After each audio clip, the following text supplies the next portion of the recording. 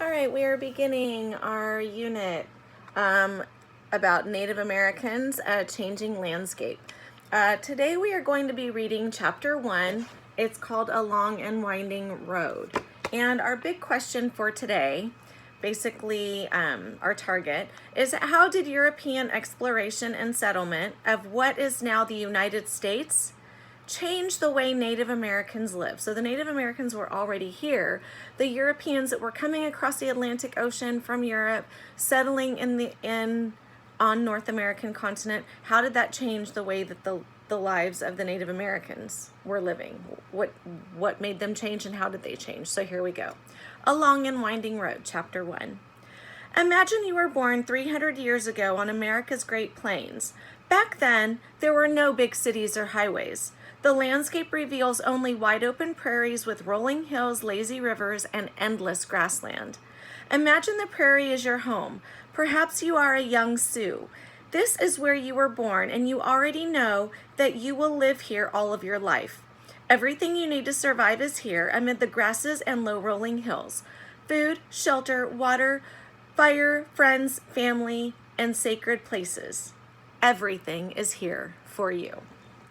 However, if the prairie contains everything you need to survive, where on the grassy plains do you find food?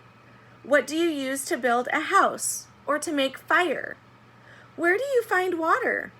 How can you survive the frigid, icy winters and the scorching summers? The answers to these questions are easy to find as long as you are willing to learn from those who came before you.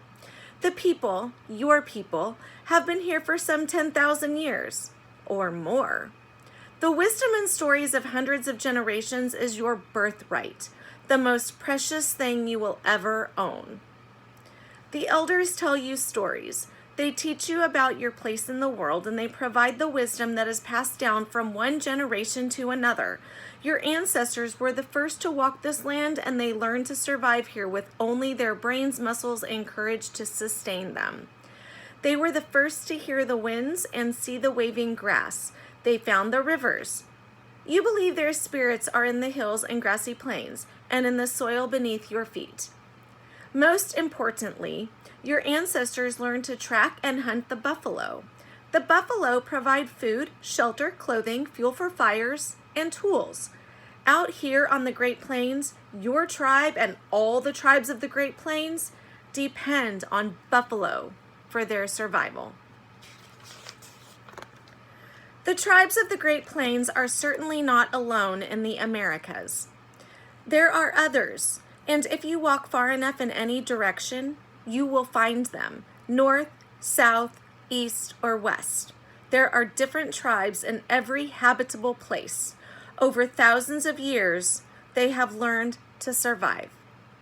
In the Southwest, you will meet the Navajo Pueblo and all the other tribes of the canyons and deserts. Head southeast, and you will find the Cherokee, Creek, and Seminole, thriving in the humid woods and swamplands. In the dense, chilly forest of the Northeast, there are the Huron and the Six Nations of the Great Iroquois Confederacy. To the west, on the dry, flat plateau between the snowy peaks of the Teton and Cascade Mountains, you will meet Shoshone and Nez Perce. Farther west, where trees grow as tall as mountains, you may meet the Chinook, the Pomo, and other tribes nestled along the western coast. Some of the people you will meet will be your friends. You will share stories and will trade with them. Some of them will be your enemies, just as they were enemies to your grandparents and great-grandparents. They will want to fight. This is the way it has always been, and so you will need to be prepared if you travel from your homeland. If you are like most Native Americans living on the Great Plains, you will find that you are quite happy to stay and live with your family and friends, the members of your tribe. You do not need to wander too far from home. You will live here on the plains forever, tracking and hunting the buffalo, raising children of your own, and teaching them how to live according to the ways of your ancestors. Life is just fine here on the plains. You have everything you need and little changes until it does. exploration and settlement. The year 1492 Common Era is a notable date in history, especially American history. Christopher Columbus sailed from Spain in that year to look for a passage to Asia, because that is what he thought he would find across the Atlantic Ocean. Instead, he bumped into a new continent. Columbus's voyage triggered what some call an age of discovery. He was just one of many, many explorers from Spain, England, France, and other European countries to travel across the Atlantic. At first, the Europeans did not know what to call this land. Some called it the West Indies because they thought it was part of Asia. Later, they named it the Americas after an Italian explorer named Amerigo Vespucci, who figured out it was really a new continent, or more precisely, two new continents, North and South America. Many Europeans simply referred to it as the New World because it was not on any of their maps and everything seemed strange and new to them. For Europeans, this New World promised not only new lands, but also incredible riches: gold, silver, sugar, tobacco, lumber, animal furs, and a host of other resources. European nations sent armies to fight over those riches, and they sent settlers to harvest them. As you probably know, Columbus was not the first person to find the Americas. American explorers and settlers encountered people everywhere they went. These were the original native people of the Americas because they had lived on this land before anyone else. Some Europeans called them Indians, although they were not really in the Indies at all.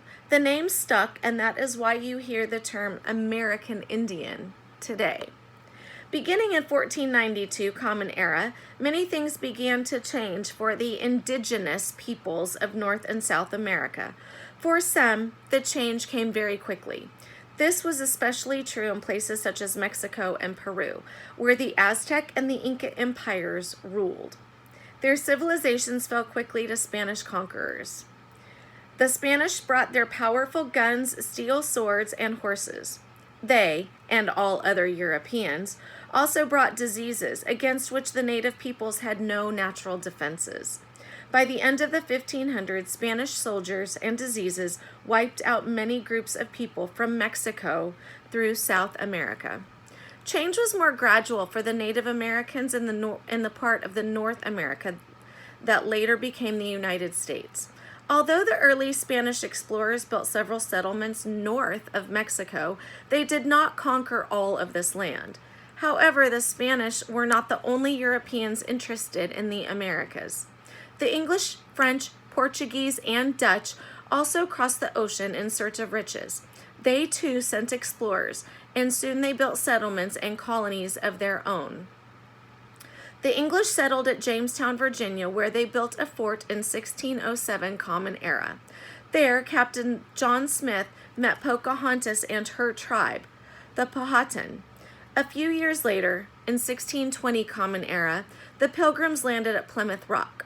They interacted with the Wampanoag people, including a man named Desquantum, also known as Squanto, who helped them learn to survive. The Pilgrims were grateful to Squanto for his help. According to some historical records, the Pilgrims and Native Americans came together for a meal to share the bounty of their harvest. Today, we remember and celebrate this meal as Thanksgiving. As with the story of Columbus, the story of Thanksgiving is only a fragment of a much larger story about the Native Americans and the impact Europeans had on their world. Unfortunately, the themes of the Thanksgiving story, such as cooperation, friendship, and gratitude, are not common in the history of the relations between Native Americans and Europeans. A changing world, East and West. If you were a Native American boy or girl born somewhere on the Great Plains during the 1500s or 1600s, European explorers existed mainly in rumors and campfire tales. In other words, most Plains tribes did not meet many Europeans at first, but they probably did hear stories about them. Where did these stories come from? Native Americans usually traded with neighboring tribes. Each tribe had something that another tribe needed. They traded animal furs, plants, herbs, pottery, jewelry, and other tools or weapons made from various stones, bones, wood, or shells.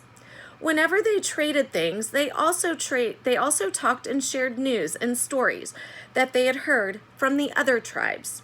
Around the fire that night, they shared stories of strange men from distant lands. Some said these men came from the sea itself, while others told of giant sailing ships.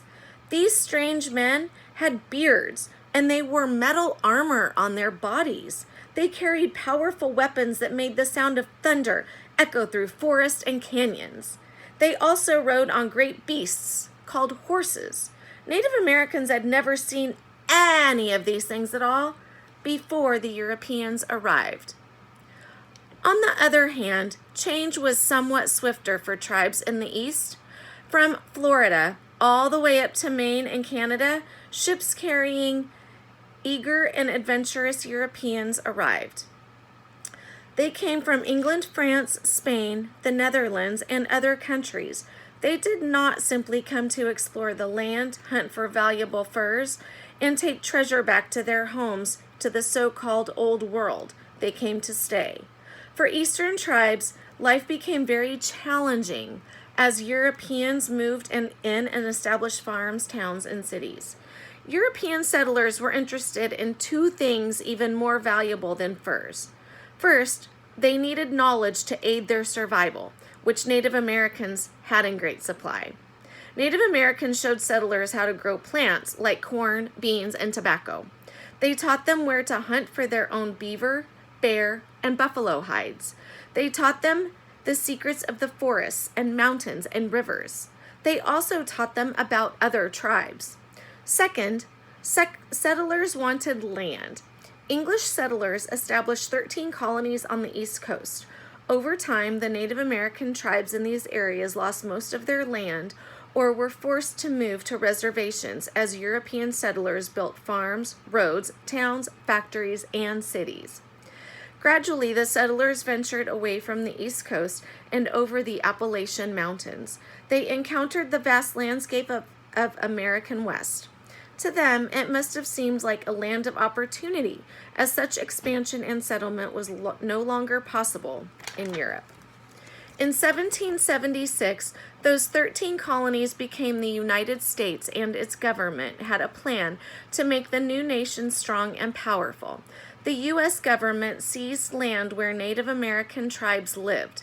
Many tribes fought back, but they could not prevent their land from being taken. The Cherokee people, for example, were one of the last large, powerful tribes in the woodlands of the southeastern United States. As the United States expanded and its reach during the early 1800s, more and more settlers moved onto Cherokee lands, creating tensions that boiled over into war. The Cherokee tried to adapt life as farmers and live according to the laws of the United States. Ultimately, though, the U.S. government under President Andrew Jackson decided there was no room for the Cherokee or any other tribes. With the Indian Removal Act of 1830, the Cherokee and other tribes east of the Mississippi River were forced to move west to the newly established Indian Territory in what would later become Oklahoma. Thousands of Cherokee and other Native Americans died on the long walk westward, a journey remembered today as the Trail of Tears. The Cherokee experience, including the tensions, wars, and forced relocation to reservation land, was a narrative that played out again and again with other Native American tribes during the 1800s. Eventually, most tribes in the present-day United States, including the tribes of the Great Plains, experienced a similar fate. As you will learn, there are many sad, tragic chapters in the Native American story. The Native American way of life, which had existed for thousands of years before the Europeans arrived, was seriously threatened. Fortunately, however, Native American cultures did not vanish. Although it was not easy, Many Native American tribes did survive and redefined themselves to become part of a new nation, the United States. Their age-old traditions were still celebrated, and they still walk upon the land that they love. Horses. The Spanish brought many horses from Europe. They traded some horses to Native Americans, but many more simply escaped into the wild. Native Americans learned to trade and ride horses. Horses eventually transformed a way of life for many tribes. This was especially true on the Great Plains, where horses made hunting, traveling, and fighting much easier. That is the end of chapter 1.